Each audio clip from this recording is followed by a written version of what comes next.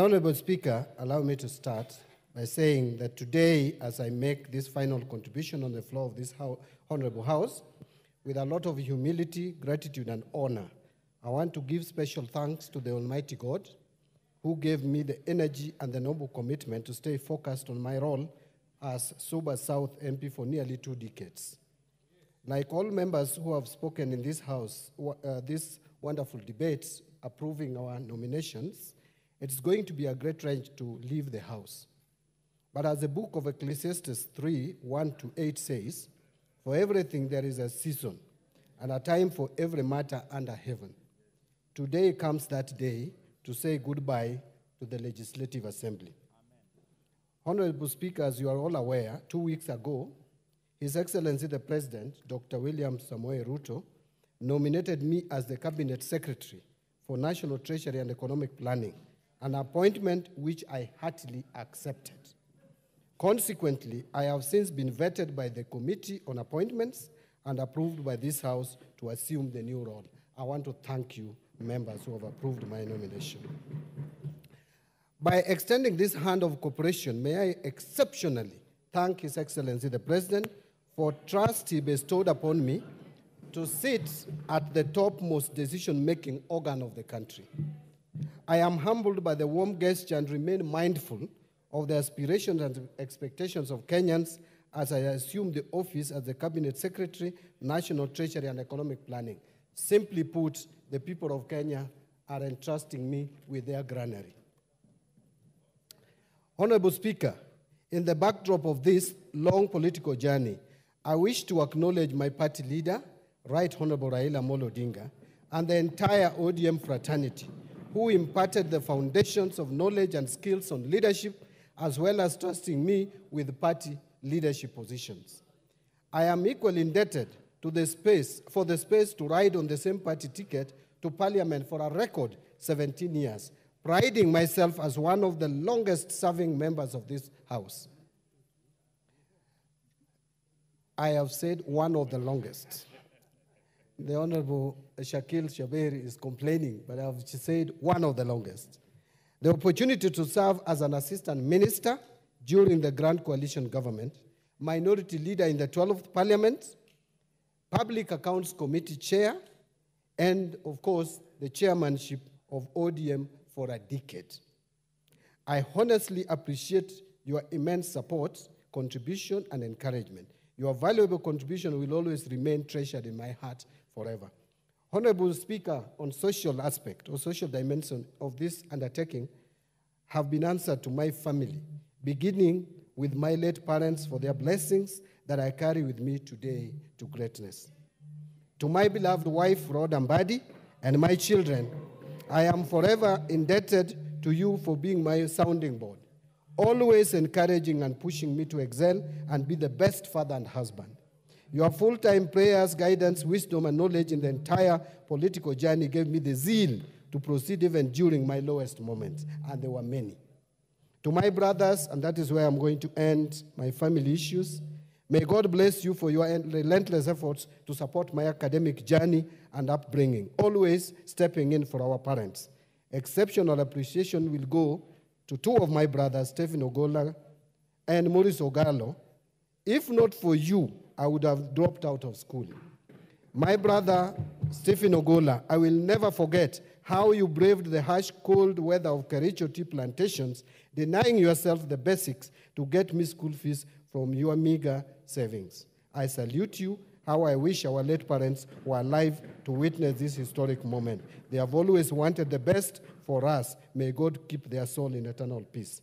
And to the people of Suba South, I am deeply conscious of the fact that the thrust of dynamic debates and my parliamentary standing on the relevant issues was planted in me at a time of curious and unrelenting search for leadership position by you, my constituents, for 3 terms.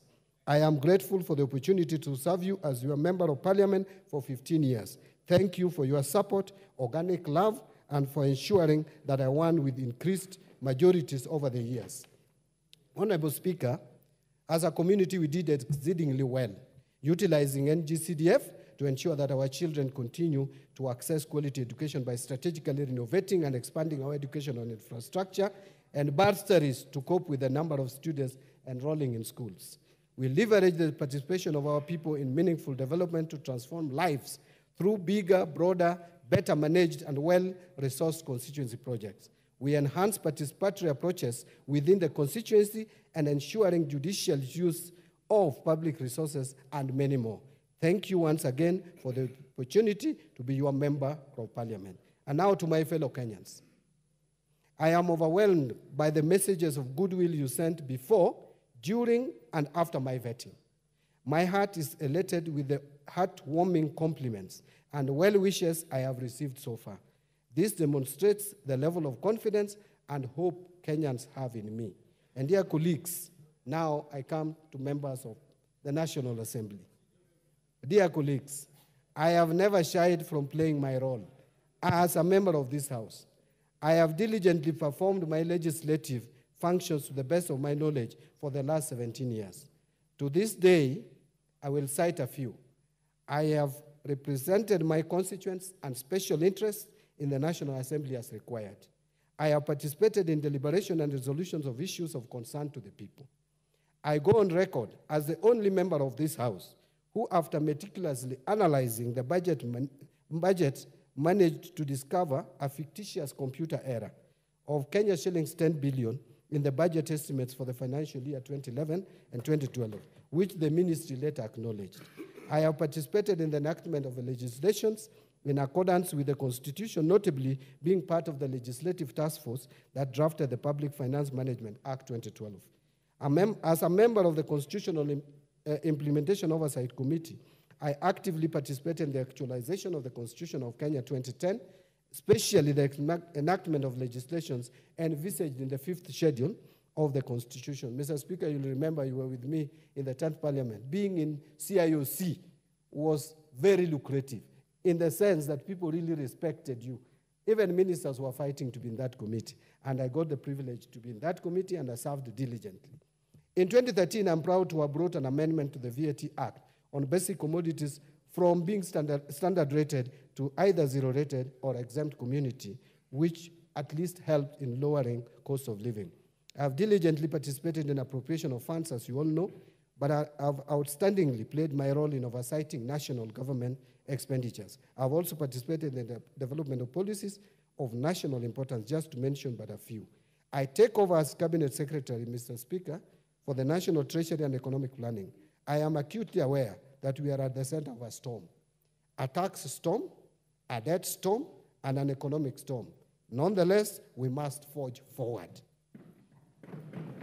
Honorable Speaker, I am aware of the very important relationship between the Cabinet Secretary and the National Treasury and this House. I cannot achieve any mandate without the support of the National Parliament as a whole. And therefore, from the onset, I want to plead for the support of this House in the work we are going to do. Honorable Speaker, I am also aware that the Finance Bill 2024 was very controversial. I'm also cognizant to the fact that the bill had some positive pro-mwananchi provisions. I propose to salvage these proposals. Firstly, I am aware that the bill contained provisions to make the housing levy and post-retirement medical contributions deductible. This would have elevated the pain on the pay slips of salaried employees. Secondly, the finance bill proposed to restore the provision on relief because of doubt or difficulty in recovery of tax. This provision is important because it allows the commissioner to deal with the difficulty in collection of taxes due to unavoidable circumstances on the part of the taxpayer. However, I'm also aware that honorable members have expressed dissatisfaction with the unfettered discretion of the commissioner. We can harmonize these two positions for the benefit of mwananchi and to stem the abuse of the tax abandonment provisions. Additionally, the bill was that was also amended by the House Committee, or proposed for amendment, to extend the tax amnesty program as was contained in Section 37E of the Tax Procedures Act for a further 1 year. This is a quick win for both the taxpayer and the government. The government would continue to recover uncollected taxes. Give him the mic. Actually, almost done, Mr. Speaker. I think I have one and a half pages, if you don't mind. Further, the Departmental Committee on Finance and National Planning had proposed amendments to make ETIMs workable for small-scale farmers and businesses. We have opportunity to leverage on this good idea. Finally, we need to devise methods of expanding the tax base with a view to collecting taxes from the traditionally hard-to-collect sectors in line with the national tax policy. This is an important strategy to protect existing businesses from overtaxation. We must protect the goose that lays the golden egg as we find other geese to lay more eggs. Honorable Speaker, I am also aware that there have been concerns relating to the difficulty of doing business in this country. I intend to work with the Planning Department and other government departments and all the relevant stakeholders to review data and legislation with a view to enhancing the ease of doing business in Kenya. I am very passionate about the management of the Kenya Revenue Authority, Mr. Speaker. The first and most important aspect is that we must employ the principles of corporate governance in the management of KRA, just like any other corporate body. There should be a distinction between the role of the chairperson of the board as a whole, and the Commissioner General as the CEO and the management officers of KRA. Honorable Speaker, additionally, during the vetting, I spoke about recruitment of competent officers at the Kenya Revenue Authority. I favor the policy where graduate trainees were recruited and trained both in class and on job. We need to restore policies that worked at the Kenya Revenue Authority before. Mr. Speaker, and this is my last page, honorable members.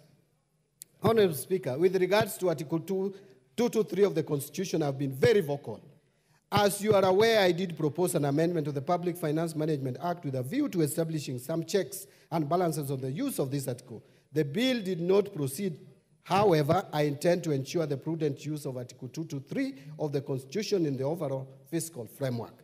I am convinced that if we manage our debt and the application of Article 223 of the Constitution, we will have better balanced budgets. We may not need to overtax, because we will have reduced the expenditure side of the budget, and this article will not be misused during my tenure at the National Treasury. Honorable Speaker, I seek the support of this House as we seek to improve the economic environment for the better of all Kenyans. As I exit the place I have called home for the last 17 years, Mr. Speaker, I live with my head high that I left an indelible mark in the history of this House. The strongest feeling I have today in this last speech is gratitude.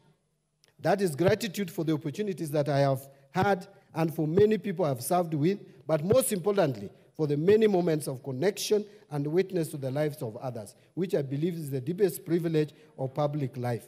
Mr. Speaker, before I say my final word, I want to thank all of us. I interacted with almost every member of this House in one way or the other.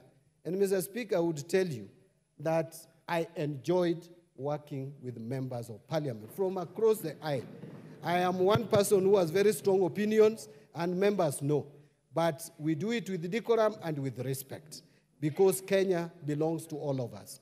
I want to thank the leadership of the majority, the Honorable Kimani Ichung'wah, who is my friend and a professional colleague.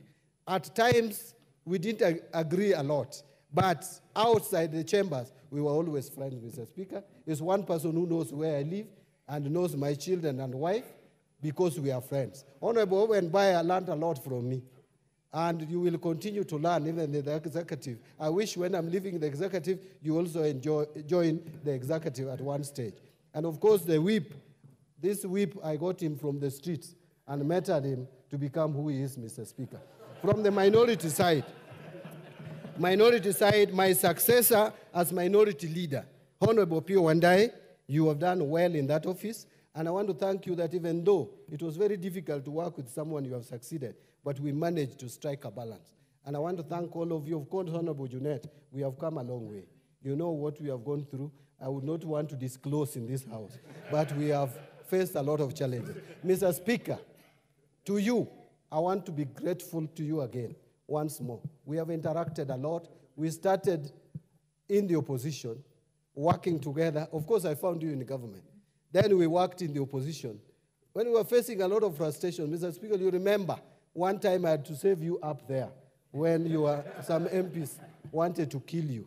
And Mr. Speaker, I did my best to save you. But today, Interestingly, we are finding ourselves somewhere again. So I just strangely, one of those who attacked me is in this house. Yes. And it's a lady. But in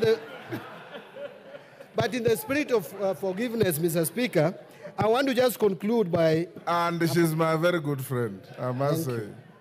I want to give a parting shot. Mr. Speaker, if by any chance I offended anyone of you, all members, through my actions, I kindly ask for forgiveness. Equally, for all those who wronged me, I forgive you. And by the way, I don't even see. None of you actually wronged me. So, but if there is any who I may have forgotten, I forgive you. Thank you very much. Mr. Speaker, it's a very emotional moment. Imagine a place you have called home for 17 years, continuously. Now you are leaving to another uncharted waters.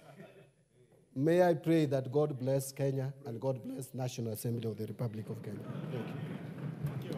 Honorable members, I don't want to open any debate on this. On order, on behalf of the House, I'll give the leader of minority incoming 2 minutes.